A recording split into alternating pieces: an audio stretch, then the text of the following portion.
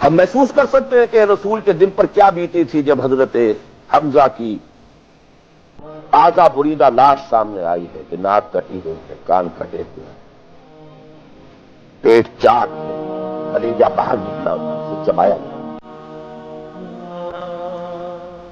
بڑی سیج اور کیا پہاڑ جیسا دل رکھا ہے، کیسے جبر کیا ہے، کیسے صبر کیا ہے۔ اگرچہ ایک وقت میں آ کر بات ظاہر ہو گئی جب مدینے میں واپس پہنچے ہیں اور انصار کے گھروں سے عورتوں کے بین کرنے کی، ماتم کرنے کی آوازیں آئیں تو الفاظ نکل گئے، اللہ حمزہ تو فلا بوا کی رہو، ہائے حمزہ کے لیے تو کوئی رونے والی بھی نہیں۔